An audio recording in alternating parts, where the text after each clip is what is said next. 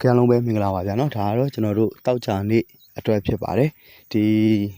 နေ့မှာကတော့ကျွန်တော်တို့ဒီတစ်ပတ်လုံးကမစိုးပါဘူးဗျာနော်ကျွန်တော်တို့3-5မိတယ်4-5မိတယ်80မိတယ်ကျွန်တော်ဒီကကနေနေကညနေပိုင်းနေပဲဒါစင်းနေတာများနေတာပေါ့နော်ကျွန်တော်တို့ဒီ4ရက်ဖွင့်တဲ့အချိန်မှာ3ရက်တော့ဒါကျွန်တော်တို့မိသွားပြီဒီနေ့လည်းဒါအပိတ်နေ့တွေမှာလည်းဒါကျွန်တော်မိတ်ဆွေတွေအနေနဲ့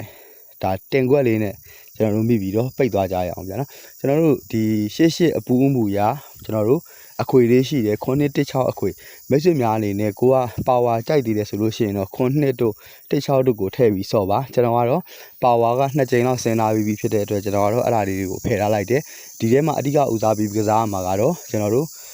ဒါအပေါ်မှာရွေးထားပေးတယ်2126ခွန်6ဒီ၄ခွက်ကိုအဓိကဦးစားပေးပြီးကစားပါအဲ့ဒီမှာဒါအကွက်နည်းနည်းနဲ့ကန်ဆန်းကြည့်ခြင်းနဲ့မိတ်ဆွေတွေအနေနဲ့အခုရွေးထားပေးတယ်ကျွန်တော်တို့ဒါ21နဲ့ခွန်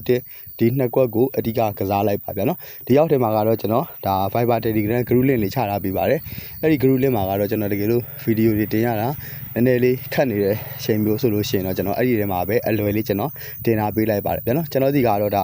မွေးကွက်တွေကတော့ထုံးစံတိုင်းပဲကျွန်တော်တို့ဒါတပတ်မှပြက်ရက်တော့မရှိသေးဘူးဒီတပတ်ဆိုလို့ရှိရင်လည်းကျွန်တော်တို့80ရယ်ဒါ10ရယ်ခွန်1ရယ်ပြီးရင်3-3ခွန်ဆိုပြီးတော့ဒီ5ခွက်မွေးခွက်ပေးကြတာ80တခွက်တော့ဆင်းသွားပါပြီဗျာနော်အဲ့ဒီထဲမှာပဲဝင်ပြီးကြည့်လိုက်ပါဗျာနော်ဒီနေ့မနေ့ပိုင်းကတော့ကျွန်တော်အခုယူထားပြီးတယ်2နဲ့ခွန်နှစ်ခွက်ကိုတော့အဓိကဦးစားပေးပြီးကစားပေးပါဗျာနော်အားလုံးပဲအဆင်ပြေကြပါစေအားလုံးကိုကျေးဇူးတင်ပါတယ်ဗျ